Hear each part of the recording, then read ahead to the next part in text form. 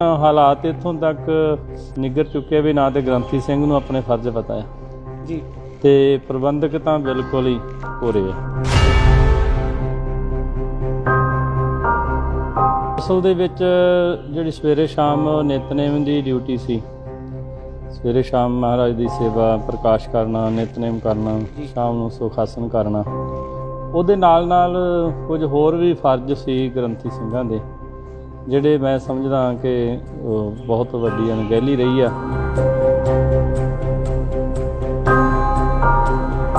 ਉਹ ਨਹੀਂ ਪੈਦਾ ਕਰ ਸਕਿਆ ਸੰਗਤ ਦੇ ਵਿੱਚੋਂ ਚੰਗੀ ਸੋਚ ਵਾਲੇ ਪ੍ਰਬੰਧਕ, ਕਿਉਂਕਿ ਗ੍ਰੰਥੀ ਸਿੰਘ ਨੇ ਸਾਰਾ ਕੁਝ ਕਰਨਾ ਸੀ। ਇਹਨੂੰ ਗੁਰਦੁਆਰੇ ਨੂੰ ਐਜੂਕੇਸ਼ਨ ਦਾ ਸੈਂਟਰ ਬਣਾਉਣਾ ਸੀ, ਉਹ ਸੰਗਤ ਨੂੰ ਐਜੂਕੇਟ ਕਰਨਾ ਸੀ ਤਾਂ ਕਿ ਸੰਗਤ ਵਿੱਚੋਂ ਚੰਗੀ ਸੋਚ ਵਾਲੇ ਪ੍ਰਬੰਧਕ ਅੱਗੇ ਆਉਂਦੇ।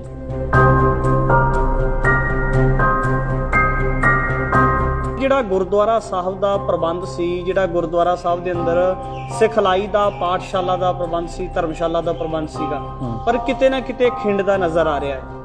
ਇਹ ਪਿੰਡ ਦਾ ਨਹੀਂ ਜੀ, ਬਿਲਕੁਲ ਬੰਦ ਹੀ ਹੋ ਚੁੱਕਾ ਹੁਣ ਤਾਂ। ਹੁਣ ਜਦੋਂ ਆ ਕੇ ਜਿਹੜੇ ਚੰਗੇ ਪੜ੍ਹੇ ਲਿਖੇ ਪ੍ਰਚਾਰਕ ਸ਼੍ਰੇਣੀ ਇਸ ਪਾਸੇ ਆਈ ਆ ਤੇ ਉਹ ਜਦੋਂ ਪਿੰਡਾਂ ਦੇ ਵਿੱਚ ਆਉਂਦੇ ਆ ਤੇ ਉਹਨਾਂ ਨੂੰ ਉਹ ਮਾਹੌਲ ਨਹੀਂ ਮਿਲਦਾ। ਉਹ ਮਾਹੌਲ ਕ੍ਰੀਏਟ ਕਰਨ ਦੀ ਕੋਸ਼ਿਸ਼ ਕਰਦੇ ਆ। ਗੈਪ ਜ਼ਿਆਦਾ ਪੈ ਗਿਆ ਹੋਣ ਕਰਕੇ ਉਹ ਸੰਗਤ ਦੇ ਵਿੱਚ ਕੋਈ ਨਾ ਕੋਈ ਚਰਚਾ ਸ਼ੁਰੂ ਹੋ ਜਾਂਦੀ ਹੈ ਤੇ ਉਹ ਬਹੁਤਾ ਚਿਰ ਟਿਕ ਵੀ ਨਹੀਂ ਪਾਉਂਦਾ। ਜਿਹੜਾ ਗੁਰਦੁਆਰਾ ਸਾਹਿਬ ਦਾ ਗ੍ਰੰਥੀ ਉਹ ਸਾਰਿਆਂ ਦਾ ਸਾਂਝਾ ਹੁੰਦਾ ਆ, ਜਾਂ ਉਹ ਕਿਸੇ ਪਾਰਟੀ ਦੇ ਨਾਲ ਰਸਤੇ ਦੇ ਵਿੱਚ ਮਿਲ ਬੈਠ ਕੇ ਕੋਈ ਗੱਲਬਾਤ ਕਰ ਲੇ ਤਾਂ ਜਿਹੜਾ ਦੂਜਾ ਧੜਾ ਹੁੰਦਾ ਹੈ ਉਹਦੇ ਵੈਰ ਪੈ ਜਾਂਦੇ ਆ, ਵਿਰੋਧੀ ਬਣ ਜਾਂਦੇ ਆ ਉਹਦੇ। ਇਸ ਤਰ੍ਹਾਂ ਕਿਉਂ ਹੁੰਦਾ ਆ? ਮੈਂ ਉਹਨਾਂ ਕੋਲ ਲਿਖਾ ਲਿਆ ਸੀ, ਤੁਸੀਂ ਲਿਖ ਦਿਓ ਵੀ ਇਹਨੇ ਗੁਰਮਤਿ ਅਨੁਸਾਰ ਡਿਊਟੀ ਕੀਤੀ ਆ, ਆਪਣੀ ਮਰਜ਼ੀ ਨਾਲ ਛੱਡ ਕੇ ਜਾ ਰਿਹਾ। ਉਹ ਮੇਰੇ ਤੋਂ ਖਹਿੜਾ ਛਡਾਉਣਾ ਚਾਹੁੰਦੇ ਸੀ, ਉਹਨਾਂ ਲਿਖਤਾ। ਹੁਣ ਉਹ ਜਿਹੜੇ ਫਗਵਾੜੇ ਵਾਲਾ ਪ੍ਰਧਾਨ ਸੀ ਉਹ ਕਹਿੰਦਾ ਵੀ ਇਹ ਮੇਰਾ ਛੋਟਾ ਭਰਾ ਆ ਸੈਕਟਰੀ। ਮੈਂ ਕਿਹਾ ਜੀ ਫਿਰ ਮੈਨੂੰ ਛੁੱਟੀ ਦੇ ਦਿਓ, ਕਿਉਂਕਿ ਗੁਰਭੇਜ ਸਿੰਘ ਕੱਲ੍ਹ ਵੀ ਉਹ ਸੀ, ਅੱਜ ਵੀ ਉਹ ਆ। ਮੇਰੇ ਲਈ ਪੰਥ ਅਤੇ ਗ੍ਰੰਥ ਪਹਿਲਾਂ ਆ। ਤੁਹਾਡੀਆਂ ਪ੍ਰਧਾਨਗੀਆਂ, ਤੁਹਾਡੀਆਂ ਜਿਹੜੀਆਂ ਧੜੇਬਾਜ਼ੀਆਂ, ਉਹਦੇ ਨਾਲ ਮੇਰਾ ਕੋਈ ਸੰਬੰਧ ਨਹੀਂ ਹੈਗਾ। ਮੈਂ ਅਗਲੇ ਦਿਨ ਪ੍ਰਧਾਨ ਜੀ ਨੂੰ ਕਹਿਤਾ, ਮੈਂ ਕਿਹਾ ਪ੍ਰਧਾਨ ਜੀ ਤੁਸੀਂ ਵੀ ਸੰਗਤ ਵਿੱਚ ਆਉਂਦੇ ਆ ਤੇ ਤੁਸੀਂ ਕਿਉਂ ਨਹੀਂ ਜੋੜਾ ਉੱਥੇ ਲਾਇਆ ਜੀ? ਉਹਨਾਂ ਨੇ ਚਲੋ ਕੋਈ ਗੱਲ ਨਹੀਂ, ਗੱਲ ਆਈ ਗਈ ਹੋ ਗਈ, ਚਲੇ ਗਏ। ਫਿਰ ਉਹਨਾਂ ਨੇ ਉਸੇ ਦਿਨ ਤੋਂ ਇਹ ਲੱਭਣਾ ਸ਼ੁਰੂ ਕਰਤਾ ਵੀ ਇਸ ਬੰਦੇ ਦੇ ਵਿੱਚ ਨੁਕਸ ਕੀ ਹੈ। ਉੱਥੇ ਕਿਤੇ ਦੂਜੀ ਪਾਰਟੀ ਦੇ ਬੰਦੇ ਵੀ ਸੈਰ ਕਰਨ ਆਉਂਦੇ ਸੀ ਜਿਹੜੇ ਇਹਨਾਂ ਦੇ ਵਿਰੋਧੀ ਸੀ ਜੀ। ਗੁਰਸਿੱਖ ਹੋਣ ਕਰਕੇ ਜਦੋਂ ਉਹਨਾਂ ਮੇਰੇ ਕੋਲ ਲੰਘਣਾ, ਮੈਂ ਅੰਮ੍ਰਿਤ ਛਕਿਆ ਦੇਖ ਕੇ ਉਹਨਾਂ ਨੂੰ ਫਤਿਹ ਬੁਲਾ ਦੇਣੀ। ਇਹਨਾਂ ਨੇ ਕੀ ਦੇਖਿਆ, ਗੁਰਦੁਆਰਾ ਕਮੇਟੀ ਨੇ, ਕਹਿੰਦੇ ਵੀ ਤੁਸੀਂ ਸਾਡੇ ਵਿਰੋਧੀਆਂ ਨੂੰ ਫਤਿਹ ਬੁਲਾਉਣੀ। ਉਹਨਾਂ ਨੂੰ ਇੱਕ ਗ੍ਰੰਥੀ ਦੀ ਗੁਰਮਤਿ ਦੀ ਗੱਲ ਪਸੰਦ ਨਹੀਂ ਆਈ, ਉਹਨਾਂ ਨੇ ਉਹਨੂੰ ਧੜੇਬਾਜ਼ੀ ਦੇ ਵਿੱਚ ਲਿਆ। ਮੈਂ ਘਰ ਵਾਲੇ ਨੂੰ ਪੁੱਛਿਆ, ਬੇਨਤੀ ਕੀਤੀ, ਭਾਈ ਸਾਹਿਬ ਮੇਰਾ ਬੇਟਾ ਬਿਮਾਰ ਹੈ, ਸਿਹਤ ਉਹਦੀ ਥੋੜ੍ਹੀ ਠੀਕ ਨਹੀਂ ਹੈ ਤੇ ਮੈਂ ਚਾਹੁੰਦਾ ਸੰਗਤ ਅਰਦਾਸ ਕਰੇ। ਉਸ ਬੰਦੇ ਨੇ ਮੈਨੂੰ ਬਾਹੋਂ ਫੜ ਕੇ ਧੱਕੇ ਮਾਰ ਕੇ ਕੱਢਿਆ, ਕਹਿੰਦਾ ਵੀ ਮੇਰੇ ਬੇਟੇ ਦਾ ਜੋ ਜਨਮ ਦਿਨ ਆ ਤੇ ਤੂੰ ਆਪਣੇ ਬਿਮਾਰ ਬੇਟੇ ਦੀ ਅਰਦਾਸ ਕਰਵਾਉਣ ਵਾਸਤੇ ਆਇਆ।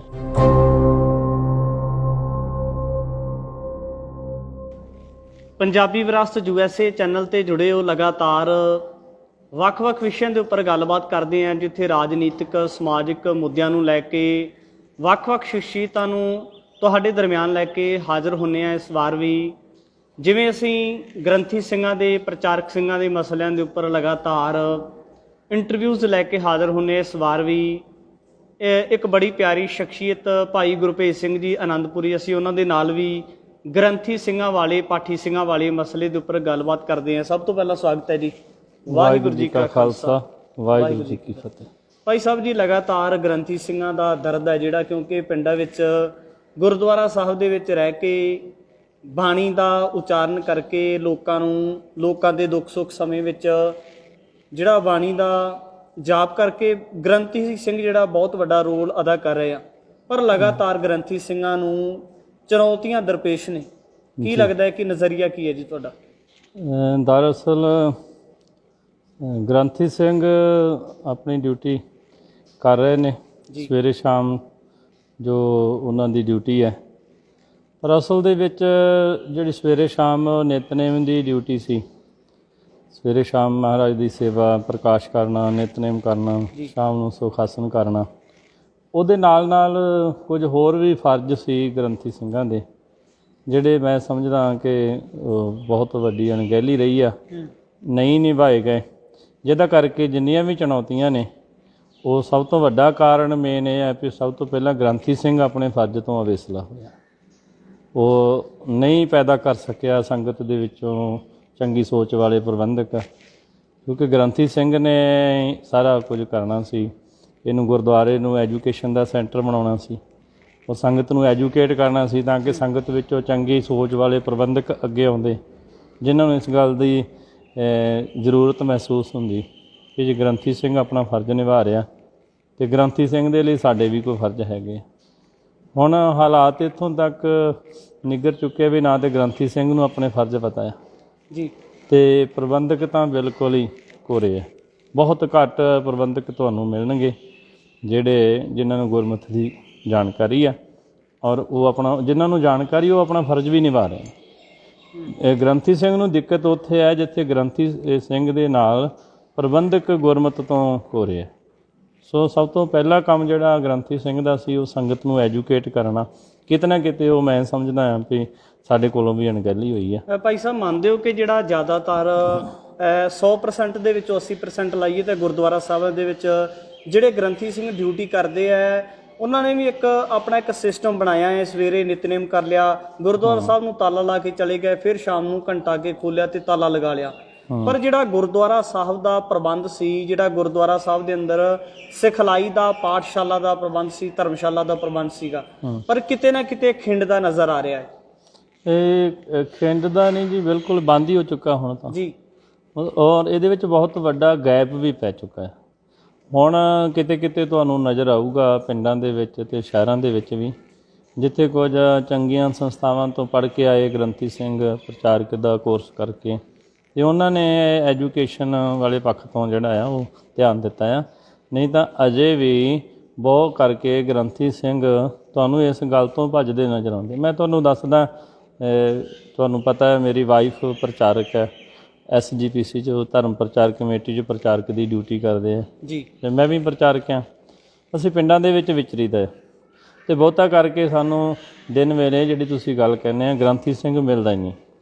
ਜੇ ਫੋਨ 'ਤੇ ਕੰਟੈਕਟ ਕਰ ਲਈਏ ਤਾਂ ਫਿਰ ਬਹਾਨੇ ਬਹੁਤ ਹੁੰਦੇ ਆ ਕਿ ਕਿਤੇ ਇੱਥੇ ਪ੍ਰੋਗਰਾਮ ਨਾ ਹੋ ਜਾਏ।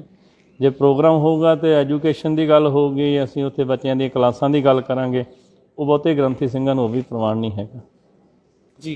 ਅਤੇ ਉਹ ਐਜੂਕੇਸ਼ਨ ਜ਼ਰੂਰੀ ਸੀ। ਐਜੂਕੇਸ਼ਨ ਹਰ ਇੱਕ ਫੀਲਡ ਦੇ ਵਿੱਚ ਨਾ, ਚਾਹੇ ਕੋਈ ਡਾਕਟਰ ਆ, ਇੰਜੀਨੀਅਰ ਆ, ਉਹਨੂੰ ਆਪਣੇ ਫੀਲਡ ਦੀ ਐਜੂਕੇਸ਼ਨ, ਉਹ ਗ੍ਰੰਥੀ ਸਿੰਘ ਦੇ ਕੋਲ ਆਪਣੀ ਫੀਲਡ ਦੀ ਐਜੂਕੇਸ਼ਨ ਹੀ ਹੈ ਨਹੀਂ, ਉਹਨੂੰ ਪਤਾ ਨਹੀਂ ਗ੍ਰੰਥੀ ਸਿੰਘ ਦੀ ਡਿਊਟੀ ਕੀ ਹੈ।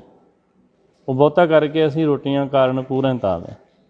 ਇਹੀ ਕਾਰਨ ਸਭ ਤੋਂ ਵੱਡਾ ਕਾਰਨ ਸਮੱਸਿਆਵਾਂ ਦਾ ਹੈ। ਬਹੁਤ ਸਾਰੇ ਹੋਰ ਕਾਰਨ ਵੀ ਹੈਗੇ ਆ, ਪਰ ਮੇਨ ਕਾਰਨ ਮੈਂ ਇਸ ਗੱਲ ਨੂੰ ਮੰਨਦਾ ਵੀ ਜਿਹੜੀ ਸਾਡੀ ਆਪਣੀ ਅਣਗਹਿਲੀ ਸੀ, ਜਿਹੜਾ ਸਾਡੀ ਆਪਣੀ ਡਿਊਟੀ ਸੀ, ਉਹਦੇ ਤੋਂ ਅਸੀਂ ਬਹੁਤ ਜ਼ਿਆਦਾ ਪਿੱਛੇ ਰਹੇ ਹਾਂ। ਔਰ ਹੁਣ ਜਦੋਂ ਆ ਕੇ ਜਿਹੜੇ ਚੰਗੇ ਪੜ੍ਹੇ ਲਿਖੇ ਪ੍ਰਚਾਰਕ ਸ਼੍ਰੇਣੀ ਇਸ ਪਾਸੇ ਆਈ ਆ, ਅਤੇ ਉਹ ਜਦੋਂ ਪਿੰਡਾਂ ਦੇ ਵਿੱਚ ਆਉਂਦੇ ਆ ਅਤੇ ਉਹਨਾਂ ਨੂੰ ਉਹ ਮਾਹੌਲ ਨਹੀਂ ਮਿਲਦਾ। ਉਹ ਮਾਹੌਲ ਕ੍ਰੀਏਟ ਕਰਨ ਦੀ ਕੋਸ਼ਿਸ਼ ਕਰਦੇ ਆ। ਗੈਪ ਜ਼ਿਆਦਾ ਪੈ ਗਿਆ ਹੋਣ ਕਰਕੇ ਉਹ ਸੰਗਤ ਦੇ ਵਿੱਚ ਕੋਈ ਨਾ ਕੋਈ ਚਰਚਾ ਸ਼ੁਰੂ ਹੋ ਜਾਂਦੀ ਹੈ, ਅਤੇ ਉਹ ਬਹੁਤਾ ਚਿਰ ਟਿਕ ਵੀ ਨਹੀਂ ਪਾਉਂਦਾ।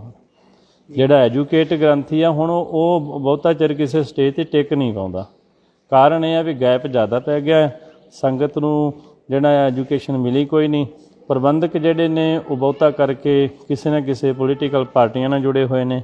ਪਿੰਡਾਂ ਦੇ ਧੜੇਬਾਜ਼ੀਆਂ ਜਿਹੜੀਆਂ ਨੇ ਉਹ ਗੁਰਦੁਆਰਿਆਂ ਦੇ ਉੱਤੇ ਹੈਵੀ ਨੇ, ਅਤੇ ਔਰ ਹੁਣ ਬੜਾ ਔਖਾ ਹੋਇਆ ਪਿਆ। ਕਈ ਵਾਰੀ ਇਸ ਤਰ੍ਹਾਂ ਹੁੰਦਾ ਕਿ ਜਿਹੜਾ ਗੁਰਦੁਆਰਾ ਸਾਹਿਬ ਦਾ ਗ੍ਰੰਥੀ ਉਹ ਸਾਰਿਆਂ ਦਾ ਸਾਂਝਾ ਹੁੰਦਾ ਆ, ਜਾਂ ਉਹ ਕਿਸੇ ਪਾਰਟੀ ਦੇ ਨਾਲ ਰਸਤੇ ਦੇ ਵਿੱਚ ਮਿਲ ਬੈਠ ਕੇ ਕੋਈ ਗੱਲਬਾਤ ਕਰ ਲੇ ਤਾਂ ਜਿਹੜਾ ਦੂਜਾ ਧੜਾ ਹੁੰਦਾ ਹੈ ਉਹਦੇ ਵੈਰ ਪੈ ਜਾਂਦੇ ਆ, ਵਿਰੋਧੀ ਬਣ ਜਾਂਦੇ ਆ ਉਹਦੇ। ਇਸ ਤਰ੍ਹਾਂ ਕਿਉਂ ਹੁੰਦਾ ਆ? ਕਿਉਂਕਿ ਗੁਰਦੁਆਰਾ ਸਾਹਿਬ ਦਾ ਗ੍ਰੰਥੀ ਪਹਿਲਾਂ ਵੀ ਗੱਲ ਕੀਤੀ ਹੈ ਕਿ ਸਾਂਝਾ ਆ, ਪਰ ਇਸ ਤਰ੍ਹਾਂ ਕਾਰਨ ਕੀ ਮੰਨਦੇ ਹੋ ਇਸ ਤਰ੍ਹਾਂ ਹੋਣਾ ਚਾਹੀਦਾ ਹੈ? ਮੈਂ ਤੁਹਾਨੂੰ ਦੱਸਦਾ ਜੀ, ਉਹਦਾ ਸਭ ਤੋਂ ਵੱਡਾ ਕਾਰਨ ਇਹੀ ਹੈ ਕਿ ਗ੍ਰੰਥੀ ਸਿੰਘ ਤਾਂ ਸਾਂਝਾ ਆ, ਪਰ ਪਿੰਡਾਂ ਦੇ ਵਿੱਚ ਧੜੇਬਾਜ਼ੀਆਂ ਜੀ, ਪਾਰਟੀਬਾਜ਼ੀਆਂ ਆ। ਗੁਰਦੁਆਰਿਆਂ ਦੇ ਉੱਤੇ ਖਾਸ ਤੌਰ 'ਤੇ ਕਿਸੇ ਇੱਕ ਪੋਲੀਟੀਕਲ ਪਾਰਟੀ ਦਾ ਕਬਜ਼ਾ ਹੁੰਦਾ ਹੈ, ਦੂਜੀ ਪਾਰਟੀ ਨੂੰ ਤਾਂ ਅੰਦਰ ਆਉਣ ਹੀ ਨਹੀਂ ਦਿੰਦੇ। ਮੇਰੇ ਨਾਲ ਖੁਦ ਨਾਲ ਵਾਪਰੀ। ਮੈਂ ਫਗਵਾੜੇ ਦੇ ਨੇੜੇ ਇਤਿਹਾਸਕ ਗੁਰਦੁਆਰਾ ਸਾਹਿਬ ਹੈ, ਮੈਂ ਨਾਂ ਨਹੀਂ ਲਊਂਗਾ ਕਿਉਂਕਿ ਬਹੁਤ ਸਾਰੇ ਕਾਰਨ ਹੁੰਦੇ ਹਨ ਅਤੇ ਤੁਸੀਂ ਉਸ ਅਸਥਾਨ ਨੂੰ ਜਾਣਦੇ ਆ। ਮੈਂ ਪਰਸਨਲੀ ਤੁਹਾਡੇ ਨਾਲ ਜ਼ਿਕਰ ਕਰ ਰਿਹਾ ਜੀ। ਮੈਂ ਉੱਥੇ ਡਿਊਟੀ ਕੀਤੀ ਜੀ, ਗੁਰਦੁਆਰਾ ਸਾਹਿਬ ਗ੍ਰੰਥੀ ਸਿੰਘ ਦੀ ਡਿਊਟੀ ਵਾਸਤੇ ਗਿਆ। ਉਹ ਜਦੋਂ ਮੈਂ ਉੱਥੇ ਕਾਗਜ਼ ਦਿਖਾਏ, ਆਪਣੀ ਫਾਈਲ ਦਿਖਾਈ, ਉਹ ਕਿਸੇ ਹੋਰ ਪਿੰਡ ਦੀ ਫਾਈਲ ਸੀ, ਉੱਥੇ ਮੈਂ ਆਲਰੇਡੀ ਪਹਿਲਾਂ ਡਿਊਟੀ ਕਰ ਚੁੱਕਾ ਸੀ ਔਰ ਉੱਥੇ ਵੀ ਕਿਸੇ ਮਤਲਬ ਗੁਰਮਤਿ ਦੇ ਮਾਨਵਤਾ ਦੇ ਕਾਰਨ ਮੈਨੂੰ ਡਿਊਟੀ ਛੱਡਣੀ ਪਈ। ਖੈਰ ਉਹ ਪ੍ਰਧਾਨ ਸਾਹਿਬ ਉਸ ਪਿੰਡ ਦੇ ਰਹਿਣ ਵਾਲੇ ਸੀ ਜਿੱਥੇ ਪਹਿਲਾਂ ਮੈਂ ਡਿਊਟੀ ਛੱਡੀ ਸੀ, ਅਤੇ ਇਸ ਪਿੰਡ ਦੇ ਵਿੱਚ ਫਗਵਾੜੇ ਦੇ ਨੇੜੇ ਜਿਹੜਾ ਪਿੰਡ ਹੈ, ਉਸ ਪਿੰਡ ਦੇ ਵਿੱਚ ਉਹ ਗੁਰਦੁਆਰੇ ਦੇ ਪ੍ਰਧਾਨ ਸੀ ਅਤੇ ਨਾਨਕੇ ਢੇਰੀ 'ਤੇ ਉੱਥੇ ਰਹਿਣ ਕਰਕੇ ਉੱਥੇ ਰਹਿੰਦੇ ਸੀ। ਉਹਨਾਂ ਜਦੋਂ ਉਹ ਚਿੱਠੀ ਦੇਖੀ, ਕਹਿੰਦੇ ਵੀ ਤੁਸੀਂ ਇਸ ਪਿੰਡ ਡਿਊਟੀ ਕੀਤੀ ਹੈ। ਮੈਂ ਆਪਣੀ ਫਾਈਲ ਫੜ ਲਈ, ਮੈਂ ਕਿਹਾ ਜੀ ਮੈਂ ਡਿਊਟੀ ਕੀਤੀ, ਤੁਸੀਂ ਉੱਥੇ ਜਾਣਦੇ ਕਿਸੇ ਨੂੰ? ਕਹਿੰਦੇ ਵੀ ਆ ਜਿਹੜਾ ਸੈਕਟਰੀ ਆ ਜਿਹਦੇ ਉੱਤੇ ਮੋਹਰ ਲੱਗੀ, ਸਾਈਨ ਹੋਏ ਸਰਟੀਫਿਕੇਟ 'ਤੇ, ਕਿਉਂਕਿ ਮੈਂ ਡਿਊਟੀ ਛੱਡਣ ਤੋਂ ਪਹਿਲਾਂ ਸਰਟੀਫਿਕੇਟ ਲੈ ਲਿਆ ਸੀ। ਉਹ ਉਸ ਤੋਂ ਬਾਅਦ 'ਚ ਤੁਹਾਨੂੰ ਪਤਾ ਕੋਈ ਵੀ ਇਲਜ਼ਾਮ ਲਾਇਆ ਜਾ ਸਕਦਾ ਨਾ। ਡਿਊਟੀ ਮੈਂ ਛੱਡ ਦਿੱਤੀ ਸੀ, ਗੁਰਮਤਿ ਮਾਨਮਤ ਦੀ ਗੱਲ ਸੀ।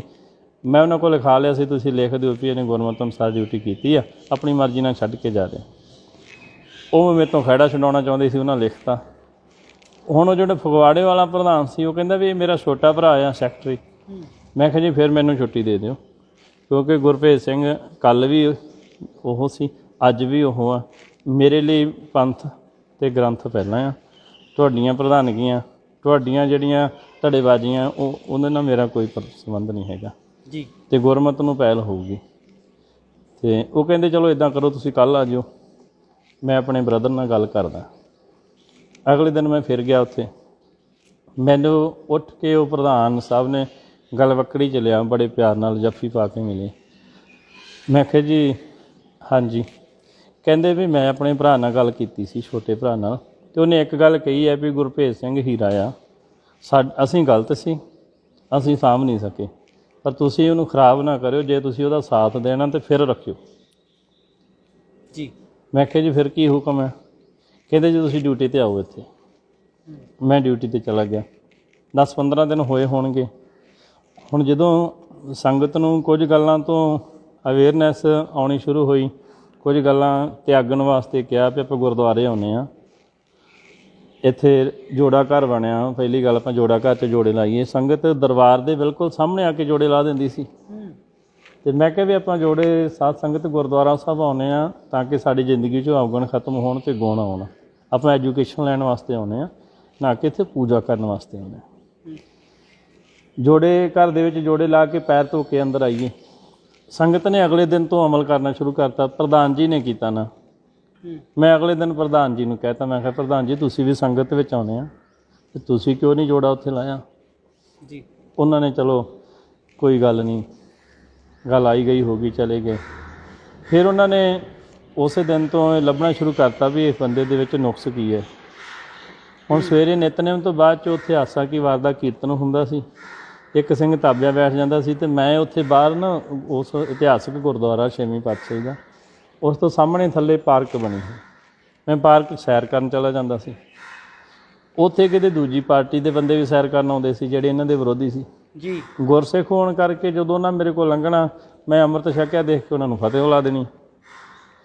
ਇਹਨਾਂ ਨੇ ਕੀ ਦੇਖਿਆ, ਗੁਰਦੁਆਰਾ ਕਮੇਟੀ ਨੇ, ਕਹਿੰਦੇ ਵੀ ਤੁਸੀਂ ਸਾਡੇ ਵਿਰੋਧੀਆਂ ਨੂੰ ਫਤਿਹ ਬੁਲਾਉਂਦੇ। ਮੈਂ ਕਿਹਾ ਜੀ ਉਹ ਤਾਂ ਤੁਹਾਡੇ ਵਿਰੋਧੀ ਹੋ ਸਕਦੇ, ਮੇਰੇ ਲਈ ਤਾਂ ਜਿਹਨੇ ਅੰਮ੍ਰਿਤ ਛਕਿਆ ਗੁਰੂ ਦਾ ਸਿੱਖ ਹੈ, ਅਤੇ ਸਿੱਖ ਨੂੰ ਜਦੋਂ ਸਿੱਖ ਮਿਲਦਾ ਅਸੂਲ ਇਹੀ ਆ ਵੀ ਫਤਿਹ ਬੁਲਾਉਣੀ ਹੈ ਜੀ। ਅਤੇ ਖੈਰ ਇਸ ਤਰ੍ਹਾਂ ਉਹਨਾਂ ਨੇ ਬਹਾਨਾ ਬਣਾਇਆ। ਛੁੱਟੀ ਕਰਨ ਲੱਗੇ ਸੀ, ਮੈਂ ਉਸ ਤੋਂ ਪਹਿਲਾਂ ਹੀ ਕਿਤੇ ਹੋਰ ਗੁਰਦੁਆਰਾ ਸਾਹਿਬ ਡਿਊਟੀ ਦੀ ਗੱਲ ਮੇਰੀ ਚੱਲਦੀ ਸੀ, ਮੈਂ ਉੱਥੇ ਡਿਊਟੀ ਦੀ ਗੱਲ ਕਰ ਲਈ। ਉਹਨਾਂ ਨੇ ਦੂਜੇ ਤੀਜੇ ਦਿਨ ਹੀ ਮੈਨੂੰ ਬੁਲਾ ਕੇ ਕਹਿੰਦੇ ਜੀ ਤੁਸੀਂ ਮਤਲਬ ਕਿੰਨੇ ਚਿਰ ਤੱਕ ਆਪਣਾ ਪ੍ਰਬੰਧ ਕਰ ਲਓਗੇ? ਮੈਂ ਕਿਹਾ ਜੀ ਜਦੋਂ ਤੁਹਾਡਾ ਗ੍ਰੰਥੀ ਆ ਜੇ। ਕਹਿੰਦੇ ਅਸੀਂ ਤਾਂ ਸ਼ਾਮ ਨੂੰ ਰਹਿ ਰਸ ਕਰਾ ਲਾਂਗੇ। ਮੈਂ ਕਿਹਾ ਜੀ ਮੈਂ ਵੀ ਸ਼ਾਮ ਨੂੰ ਜਾ ਕੇ ਕਰ ਲੂँਗਾ ਜੀ। ਕਾਰਨ ਕੀ ਹੈ? ਧੜੇਬਾਜ਼ੀ ਸੀ, ਅਤੇ ਉਹਨਾਂ ਨੂੰ ਇੱਕ ਗ੍ਰੰਥੀ ਦੀ ਗੁਰਮਤਿ ਦੀ ਗੱਲ ਪਸੰਦ ਨਹੀਂ ਆਈ, ਉਹਨਾਂ ਨੇ ਉਹਨੂੰ ਧੜੇਬਾਜ਼ੀ ਦੇ ਵਿੱਚ ਲਿਆ। ਗ੍ਰੰਥੀ ਦਾ ਉੱਦਾਂ ਕਿਸੇ ਧੜੇਬਾਜ਼ੀ ਨਾਲ ਕੋਈ ਸੰਬੰਧ ਨਹੀਂ ਹੁੰਦਾ। ਜੇ ਕੋਈ ਪ੍ਰਚਾਰਕ ਪ੍ਰਚਾਰ ਕਰਦਾ ਆ, ਪ੍ਰਬੰਧਕਾਂ ਨੂੰ ਕੋਈ ਗੱਲ ਪਸੰਦ ਨਾ ਆਵੇ ਅਤੇ ਉਹਨੂੰ ਪਿੰਡ ਦੀ ਨਿੱਜੀ ਰੰਜਿਸ਼ਾਂ ਦੇ ਵਿੱਚ ਲੈ ਕੇ ਵੀ ਗ੍ਰੰਥੀ ਸਿੰਘ 'ਤੇ ਅਟੈਕ ਕਰ ਦਿੰਦੇ। ਜਿਹੜੀਆਂ ਪਿੰਡਾਂ ਦੀਆਂ ਨਿੱਜੀ ਧੜੇਬੰਦੀਆਂ ਵਾ, ਜਿਹੜੀਆਂ ਸਿਆਸੀ ਪਾਰਟੀਆਂ ਦੇ ਬੀਜੇ ਹੋਏ ਕੰਡੇ ਆ, ਉਹ ਵੀ ਕਿਤੇ ਨਾ ਕਿਤੇ ਜਿਹੜਾ ਆ ਉਹ ਗ੍ਰੰਥੀ ਸਿੰਘ ਦੇ ਲਈ ਇੱਕ ਰਾਹ ਦਾ ਰੋੜਾ ਬਣਿਆ ਹੋਇਆ। ਇਹ ਵੀ ਇੱਕ ਕਾਰਨ ਹੈ ਗ੍ਰੰਥੀ ਸਿੰਘ ਨੂੰ ਜਿਹੜੀਆਂ ਦਿੱਕਤਾਂ ਆਉਂਦੀਆਂ, ਉਹ ਪਿੰਡਾਂ ਦੇ ਵਿੱਚ ਲੋਕਾਂ ਦੇ ਆਪਸੀ ਨਿੱਜੀ ਰੰਜਿਸ਼ਾਂ ਤੇ ਸਿਆਸੀ ਬਾਜ਼ੀਆਂ, ਜਿਹੜੀ ਸਿਆਸੀ ਪਾਰਟੀਆਂ ਦੇ ਬੀਜੇ ਹੋਏ ਕੰਡੇ ਆ। ਕਿਉਂਕਿ ਮੈਂ ਪਹਿਲਾਂ ਦੱਸਿਆ ਆ, ਸਾਡੀਆਂ ਗੁਰਦੁਆਰਾ ਕਮੇਟੀਆਂ ਦੇ ਬਹੁਤੇ ਜਿਹੜੇ ਮੈਂਬਰ ਆ, ਉਹ ਕਿਸੇ ਨਾ ਕਿਸੇ ਸਿਆਸੀ ਪਾਰਟੀ ਦੇ ਨਾਲ ਵੀ ਜੁੜੇ ਹੋਏ ਆ। ਜੀ ਭਾਈ ਸਾਹਿਬ, ਜੇ ਨਿੱਜੀ ਗੱਲ ਕਰੀਏ ਤਾਂ ਕਈ ਵਾਰ ਜਿਹੜਾ ਗ੍ਰੰਥੀ ਸਿੰਘ ਹੈ ਵੱਖ-ਵੱਖ ਪਿੰਡਾਂ ਦੇ ਵਿੱਚ ਸਮੇਂ ਅਨੁਸਾਰ ਡਿਊਟੀ ਕਰਦਾ ਹੈ, ਤਾਂ ਦੁੱਖ ਸੁੱਖ ਸਰੀਰ ਦੇ ਕੱਪੜੇ ਆ ਸੁਭਾਵਿਕ ਤੌਰ ਤੇ ਆ ਜਾਂਦੇ ਆ।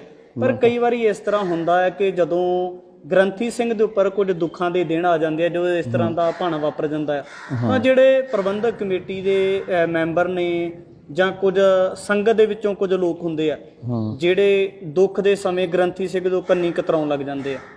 ਕਦੇ ਜ਼ਿੰਦਗੀ ਦੇ ਵਿੱਚ ਇਸ ਤਰ੍ਹਾਂ ਦੀ ਘਟਨਾ ਵਾਪਰੀ ਹੋਵੇ?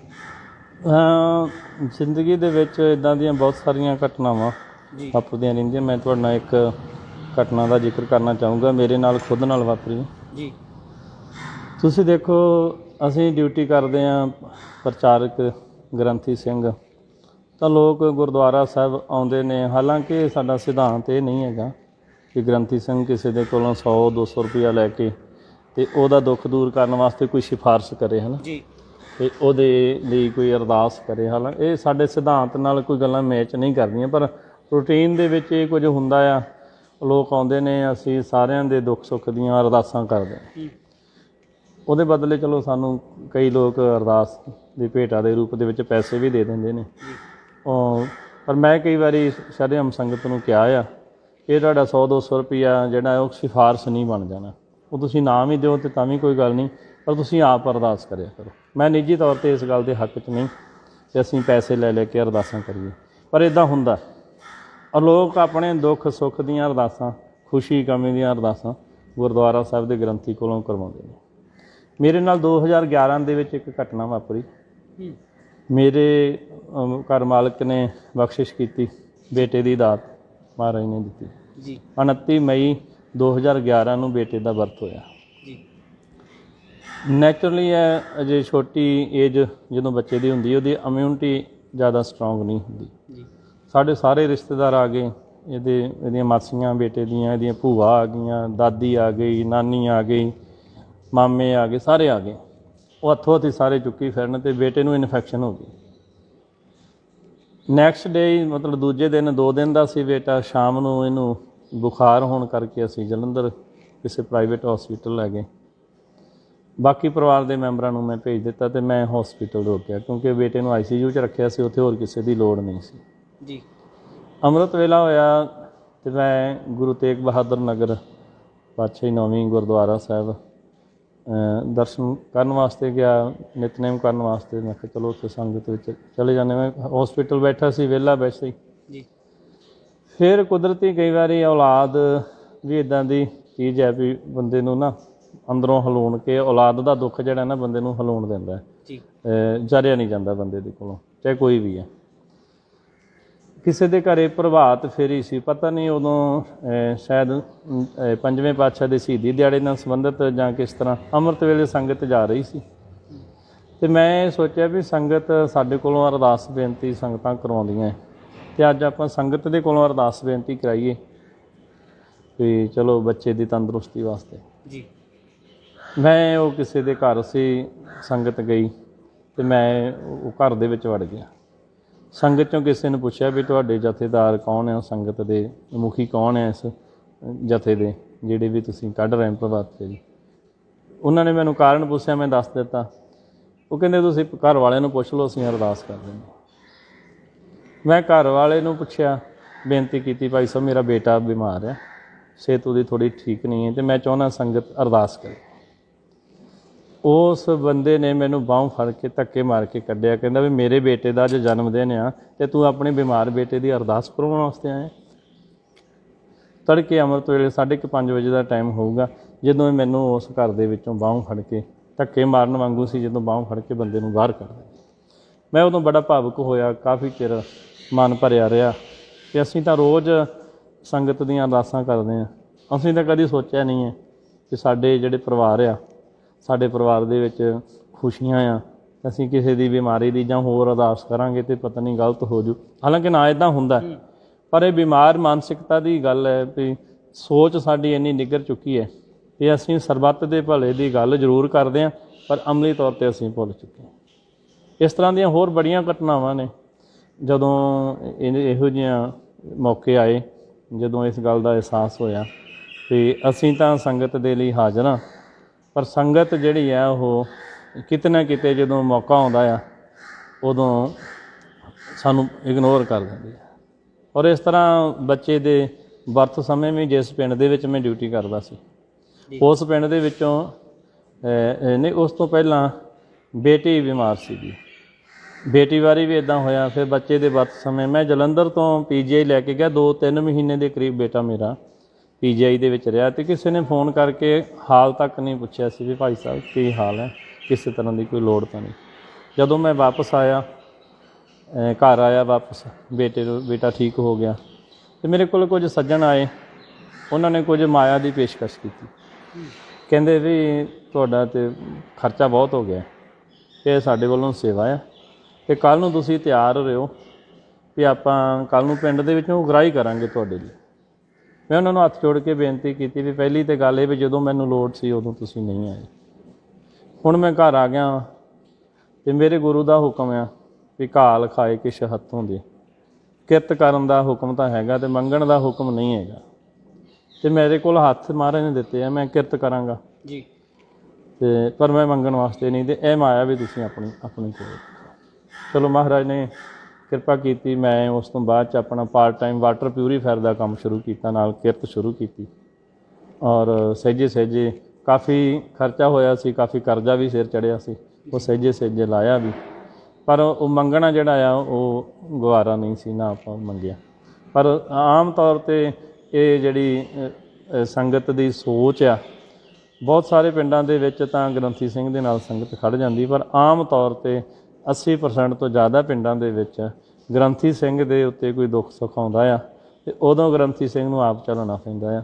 ਹਾਲਾਂਕਿ ਜੇ ਗ੍ਰੰਥੀ ਸਿੰਘ ਆਪਣੀ ਡਿਊਟੀ ਨਿਭਾ ਰਿਹਾ ਆ, ਉੱਥੇ ਕੌਮ ਨੂੰ ਸੋਚਣਾ ਚਾਹੀਦਾ ਵੀ ਜੇ ਇਮਾਨਦਾਰੀ ਦੇ ਨਾਲ ਕੋਈ ਗ੍ਰੰਥੀ ਸਿੰਘ ਡਿਊਟੀ ਨਿਭਾ ਰਿਹਾ, ਮੈਂ ਉਹਦੀ ਗੱਲ ਕਰਦਾ ਹਾਂ, ਉੱਥੇ ਕੌਮ ਨੂੰ ਜ਼ਰੂਰ ਸੋਚਣਾ ਚਾਹੀਦਾ ਹੈ, ਸੰਗਤ ਨੂੰ ਜ਼ਰੂਰ ਸੋਚਣਾ ਚਾਹੀਦਾ ਜੀ। ਇਹ ਸਨ ਗੁਰਭੇਜ ਸਿੰਘ ਜਿਨ੍ਹਾਂ ਦੇ ਨਾਲ ਅਸੀਂ ਗੱਲਬਾਤ ਕੀਤੀ ਹੈ, ਕਿਉਂਕਿ ਉਹਨਾਂ ਨੇ ਲੰਮਾ ਸਮਾਂ ਇਸ ਖੇਤਰ ਦੇ ਵਿੱਚ ਗੁਜ਼ਾਰਿਆ ਏ। ਪਰ ਇੱਕ ਦੁਖਾਂਤ ਹੈ ਸਾਡਾ ਕਿ ਗ੍ਰੰਥੀ ਸਿੰਘ ਪ੍ਰਚਾਰਕ ਰਾਗੀ ਢਾਡੀ ਕੌਮ ਦਾ ਸਰਮਾਇਆ ਹੋਇਆ ਕਰਦੇ ਨੇ, ਪਰ ਜੇ ਅਸੀਂ ਗ੍ਰੰਥੀ ਸਿੰਘਾਂ ਦੀ ਸੇਵਾ ਸੰਭਾਲ, ਉਹਨਾਂ ਦੇ ਪਰਿਵਾਰ ਦੀ ਸੇਵਾ ਸੰਭਾਲ ਨਹੀਂ ਕਰ ਸਕਦੇ ਤਾਂ ਅਸੀਂ ਗੁਰੂ ਦੀ ਖੁਸ਼ੀ ਦੇ ਪਾਤਰ ਵੀ ਨਹੀਂ ਬਣ ਸਕਦੇ। ਇਸ ਤਰ੍ਹਾਂ ਦੀਆਂ तमाम ਇੰਟਰਵਿਊਜ਼ ਲੈ ਕੇ ਭਵਿੱਖ ਦੇ ਵਿੱਚ ਵੀ ਤੁਹਾਡੇ ਸਨਮੁਖ ਹੋਵਾਂਗਾ। ਵਾਹਿਗੁਰੂ ਜੀ ਕਾ ਖਾਲਸਾ, ਵਾਹਿਗੁਰੂ ਜੀ ਕੀ ਫਤਿਹ।